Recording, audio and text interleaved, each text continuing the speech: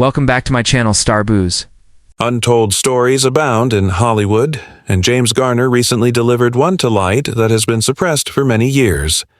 It goes all the way back to the 1963 war epic Escape, which turned into Amellstone in culture. However, behind the camera, hostilities were building, especially between Garner and an ascending Charles Bronson, is a famous person. For decades, Garner remained silent, not wanting to agitate the pot. He's speaking up now, though, and his information regarding Bronson is both unexpected and intensely intimate. What caused the dispute? For what reason why does animosity persist for so long? Furthermore, what moment almost caused them to enter a physical conflict? Keep an eye on Find Out. The events of James Garner's tale like a dark drama about coming of age in light of some of America's most difficult years. Born in Oklahoma's Norman during the Great, his early years during the Depression were everything but simple. Weldon Bumner, his dad, ran a hardware business and carried out his possibly sustain the family. However, early tragedy hit. James was just 4. His half-Haitian mother, Cherokee, died. After several years, James would share his devastating thinking that she passed away as a result of a poorly abortion. Tragic events soon followed, once again when the hardware store in Weldon destroyed by fire. Now that his business is gone, Weldon started laying carpets in order to make money. Cash.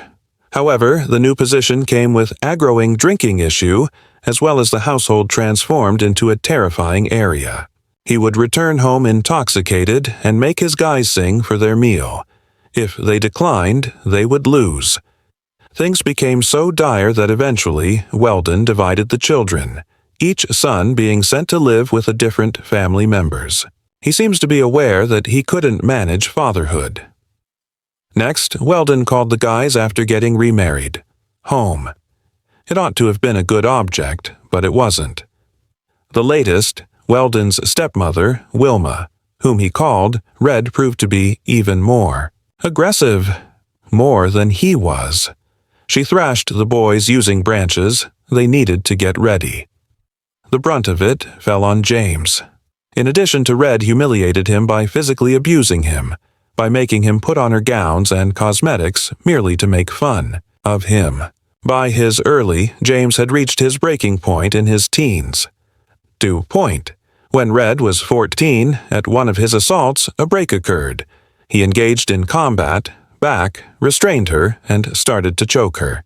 He had to be pulled by his father away. Later on, James would acknowledge that if his dad hadn't intervened, he could have killed her. Following that terrible, Weldon did what he always appeared to do in that time. To perform. He went out. He left this time. All of his children, and James had to fend. For himself. In spite of all, James remained composed. He left the high school and made up his age at the age of 16. Should enlist in the Merchant Navy as soon as the World War II was coming to an end.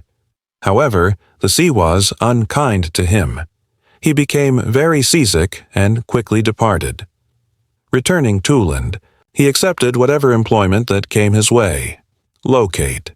Carpet, gas station attendant layer, even a model of underpants. That. He got his first little child from a modeling gig. Taste for entertainment. In 1950, James ended up in Los Angeles, where he lived with his father once more.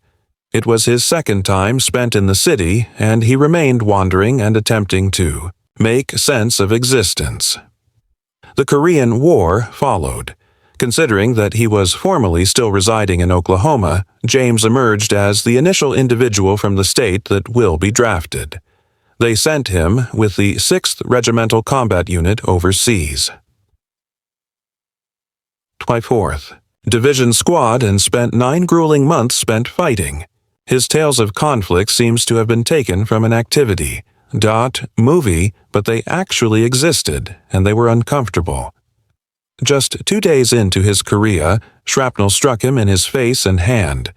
Later, in a terrible situation, express jets misunderstood his friendly fire unit for the adversary and started shooting. James scurried after being struck in the back, for protection. He attempted to ascend out of a foxhole. He tumbled from a precipice, hurting, making his already poor shoulder knees more painful. Later on, he would say he was viewed by the military as just another body, to bridge the gap. Even in the midst of James's eccentricities come through in battle. One while on guard duty that night, he smelled of the scent of garlic in the air made him feel queasy. He detested garlic, more than onions even. He could sense even in the smallest quantities, even if a pan wasn't adequately cleaned. That evening, he was alerted by smell that North Korean or there were Chinese forces in the area. He died, the word later on, and because of his unit was ready for his sensitive nose. James went back to Los Angeles after the war. And resumed odd jobs. At one time, he was once more laying carpets, this time with his father. Additionally, gas was pumped at a nearby station. Additionally, it was where fate intervened. He encountered a Paul Gregory, the man who informed James that he was launching an agency for talent. Paul believed James looked like an performer. James didn't give it much thought at all, the moment. Years later, James noticed Paul's name on a talented person's door agency and made the decision to drop by. That an unexpected visit became a game, Transformator. Paul gambled with him, obtaining James's first actual acting role, participation in the theatrical performance of The Marshal of the Caine Mutiny Court. Fast forward, James Garner was on fire up until 1957. He co-starred with Marlon that year, Sayonara, where Brando made his big appearance on TV as Brett Maverick, the slick-talking, astute gambler in Maverick, a popular series. The program accompanied Brett and his sibling Bart as through the Wild West, they floated, pursuing wealth, peril, and the sporadic battles in poker. Garner performed. Jack Kelly and Brett faced Bart with the two exchanging primary responsibilities episode by episode. From the beginning, it turned into clearly, James Garner was the exceptional. His laid-back, casual style combined with cunning humor, which won him over. Favorite, he wasn't your normal cowboy with a gun. He was astute, endearing, and didn't consistently win his fights with artillery or fists. Regarding everything was going well in the first couple seasons. Fantastic. Garner was turning like a family name, establishing a solid foundation for Within, the popular Western genre. However, in 1960, a significant obstruction. The American Writers Guild went on strike and produced a movie in Hollywood came to a complete halt. Maverick, such as the majority of shows no longer receive fresh scripts. For Garner, the issue was that he'd signed a Warner 52E contract, my brother's. He was merely producing when $250 per week was not much.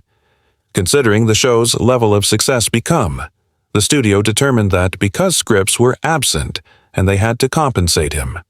That was not warmly received by Garner. I'm sick of being handled like a James Garner. A pawn in the studio's game made a decision. He filed a lawsuit against Warner Brothers, Sear, for contract violation, and he prevailed. The court decided in his favor, therefore it evident. The studio couldn't simply shut down his salary while on strike. Warner, the brothers attempted to make amends with a new agreement, but Garner had decided his mind. He desired the kind of freedom that required him to select his own positions, his own route. So he turned his back on Maverick. However, that wasn't the last step either for him or for show viewers. Then arrived 1963, when The Great Escape debuted in theaters, burst into one of the most famous conflicts movies from that time period. It had everything. Abled prison escape, a heart-stopping plot, and a group of characters that read as who are the major players in Hollywood. The person in the lead was none other than Steve McQueen, without a doubt the supreme awesome. The movie transformed him into a certified film star. However, as the on-screen action was fierce, behind the camera there was turmoil, particularly between two of the movie's main James and Charles Bronson players Garner. During that period, Bronson had not yet the tough person on the big screen he'd later become. He continued to ascend the Hollywood ladder. Conversely, Garner already riding high off his hand achievement in the television series Maverick. Thus, when these two arrived on the set together, you would assume there would be some reciprocal courtesy. However, James Garner claims that couldn't be further from himself. The reality: it seems that things between Garner and Bronson had been tense since the day. Garner would proceed to explain Bronson as aloof, chilly, and in his-ards, a cruel individual. The friction was really, unfortunately, Garner continued to tell stories regarding how challenging Bronson was 4 decades after the movie's completion. When Bronson died in the early 2000s, Garner utilized his memoirs to ultimately release all of those behind-the-scenes details. Recollections depicting a man who wasn't only challenging to collaborate with, he was openly antagonistic. However, Bronson wasn't the only problem Garner had on set. Even Steve McQueen, his pal, the movie's not spared, was the breakout star. Garner acknowledged that McQueen's ego became a bit uncontrollable while filming. However, Steve may have had his diva, but moments before Garner choked it up. To have enthusiasm for the position and let it go. However, Bronson's resentment persisted for a lifetime. Now, it's important to examine the cast dynamics to truly understand. The reasons behind become somewhat disorganized. Among the Golden Boys was McQueen, and the TV personality Garner was stepping boldly into the movie. Bronson, meanwhile, the man who still possessed anything to demonstrate. Encircled by large names, perhaps he felt compelled to puff up his chest in order to stay up. And, puff, he got up. Allegedly behaving like a top construct star when he wasn't. Bronson's attitude was suggested by Garner, didn't result from commitment to the position, but more out of a wish to control the set, and many people were offended by that. Incorrectly, years ago, Garner told a story. Later encapsulated everything. After the shoot was complete, he invited Bronson over for a fun night of poker. It was most likely a sacrifice for peace, or even merely a final effort at decorum, but things swiftly went south. Bronson attempted to withdraw from a wager he had already made, not only with Garner, but also with a young performer who was unable to lose money like that. Garner wasn't possessing it. He defended the child, demanded that Bronson pay the $50 he was due, and things were heated at that point. Bronson became furious and the two almost clashed. That was the final. When did Garner invite Bronson over? Their feud was established from that moment on. In stone. The tension persisted after. The Great Escape was a success. Charles Bronson swore he would never collaborate with James. Garner was not bluffing this time. However, destiny had other plans. After several years, the two men ended up at supper together, each with his wife, together. Clark, Lois Jill Ireland with Bronson and Garner. The women clicked right away and started talking, as if they were old pals. Not so much about the men. Bronson and Garner sat rigidly, hardly moving, talking, merely attempting to navigate the nightfall without rekindling their conflict off-screen. However, for James Garner, the most noteworthy section was yet ahead. The Rockford Files became popular in 1974 TV screens, and it was quick to become a breakthrough success. However, this wasn't your normal detective program. It featured a distinctive edge, a unique style. James Garner assumed the part of Rockford Jim. A rap on a private eye sheet, a dilapidated beachside trailer, and a propensity to get into trouble. Most people would avoid. And he completed everything. With wit, charm and that now famous, the purring of a gold Pontiac Firebird for the journey. Why the show was unique was how Rockford differed from the characteristic of the era's action heroes. He wasn't smooth, he wasn't ostentatious, he was tenacious, sympathetic, and always just a little unlucky. Additionally, the greatest Garner persisted on completing all of his stunts. Could that have been tearing through fast-paced vehicle pursuits? Or hurling, he wants to punch people in parking lots? Don't lie, that meant no stunt. Garner alone, a car, doubles, and an entire. A great deal of grit. Now the issue with the Rockford Files leaned more into convoluted storylines and vehicle chases instead of gunfights. However, those stunts, they weren't to be taken lightly. Garner had spent time refining his driving abilities from his first movie days. Additionally, when Rockford rolled, he was an expert driver all around. However, as the seasons changed, the effects of performing all those acrobatics on the body began to close the distance between them. His knees, his back, everything began to deteriorate. Down. When they arrived at the 6th season, his physician gave him some challenging news. He had to slow down. Garner then came to a significant realization. If he couldn't be the person performing the antics, it was no longer possible to be Jim Rockford. NBC was also aware of this. Without him in front of and center, not much of value in sustaining the performance, particularly with production expenses, are increasing. In addition to, despite all, Garner had more to contend with, more than just discomfort.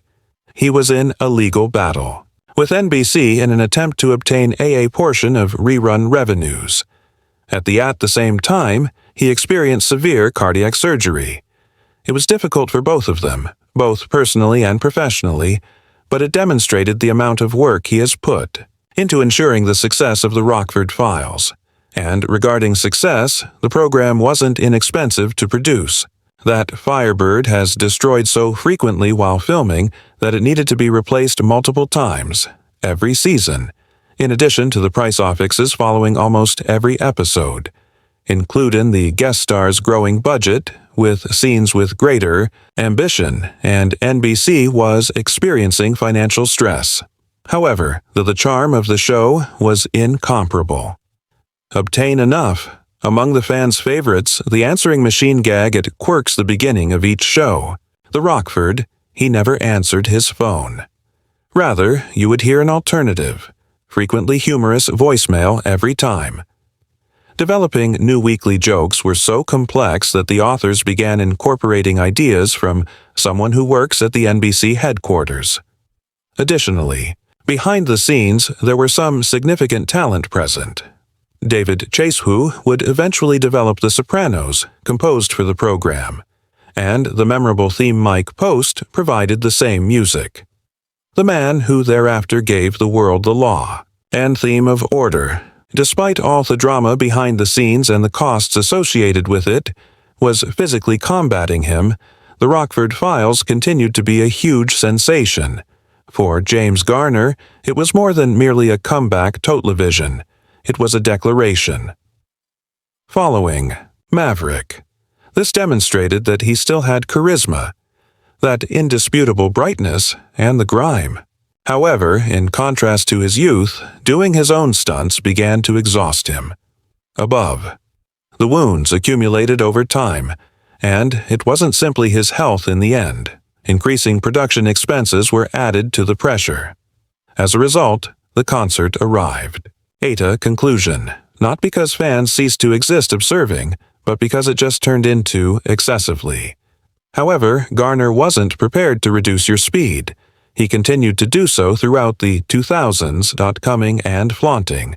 Throughout the year, he co-starred with Clint in 2000, Tommy, Donald Sutherland, and Eastwood Lee Jones in the motion picture Space Cowboy, concerning a group of former astronauts reactivated to repair an outdated spacecraft from the Cold War. The movie. was a delightful blend of humor, action, and nostalgia, with 4 legendary figures from Hollywood performing personalities who, in spite of their advanced age, still has the capacity to save the day. Currently, behind the scenes weren't as sleek as they appeared. On the screen, the actors fit the space, were reportedly a misery to wear.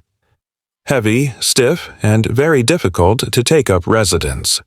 Jones, Tommy Lee, the youngest of the group at 53, expressed dissatisfaction at how they were uneasy. Furthermore, it wasn't simply speak. In fact, Donald Sutherland cracked and fell backward in his suit, his knee. And 72-year-old James Garner took a spill himself at the time, and during a scenario, he dislocated his shoulder. Here's the problem, though. In spite of the Sutherland and Garner's injuries continued to record. And in a split second, that sounds more like a film than the actual world. Clint Eastwood was the one who jumped in toe assist. He immediately gave some to Garner, got initial medical attention, and even popped his shoulder back in position. As it happens, Clint had a history of dislocated shoulders from a movie he worked on in the 1970s, so he was aware just what to do. Garner, he was always a tough guy and didn't have a place to sleep. No, he completed the filming that day. However, Eastwood later acknowledged he took a lot longer to return to playing golf after overcoming his own shoulder problems. Additionally, Garner never attributed his age to the accident. He dismissed it as being nothing more than awkwardness. Actually, the only occasion he admitted that he and the other members of the cast may not be at their best right now, in a certain scene where the characters have to endure their rear ends. Later, Sutherland made a joke about, desperately, he searched for an excuse to hide himself, yet there was insignificant. He chuckled about how. By then, gravity had taken its course. Above, however, Garner paid the price throughout the years for consistently insisting on carrying out his stunts. Years of action sequences and chronic injuries resulted by physical comedy, particularly to his back and knees. By the time he became older, there were numerous injuries. He went through numerous operations, including knee procedures throughout. Each pause he took from 5 years of non-stop acting. It eventually reached a stage where he had to completely give up performing stunts. And his back and knees weren't the only parts. Garner had cardiac surgery in 1988 to remove an obstruction. Additionally, he had further procedure following a minor stroke. Playing for 6 as Jim Rockford's serious damage was caused by harsh seasons. Nevertheless, he overcame everything with the same perseverance and resolve that made him famous. When questioned about why he eventually moved away from the Rockford, Garner clarified in files that one injury had caused a chain reaction. Just one thing resulted in another. One leg hurts when you limp. The other. He turned away. Drugs irritated his stomach, and, ultimately, even, his disposition soured. It was the type of gradual collapse brought on by pushing your body without stopping for decades. In addition, he struggled with a sinus issue that persisted for 4 years. It was brought on by a growth of bone obstructing one of his sinuses, and no medicine was able to help. It was just something else he had to endure. With constantly unpleasant, always there, many people think that anxiousness played a part in his health problems as well. In the 1970s, amid an especially during a period in his career, he experienced ulcers and even ended his marriage to his wife. For some time, Garner acknowledged that throughout, he bounced for a while during those breaks between a rental house in Canada and the Valley, but he quickly made the observation that because the reasons for the separations weren't issues inside the partnership, they were brought on by the demands of his labor. In the end, Garner and his spouse, they made amends and stayed together until his passing in 2014. At the age of 86, he passed away from a heart attack. His spouse came after him at 7 October, years after 2021. In spite of everything, James Garner never ceased to be that combination of rough compassion and comedy that made viewers adore him for many years.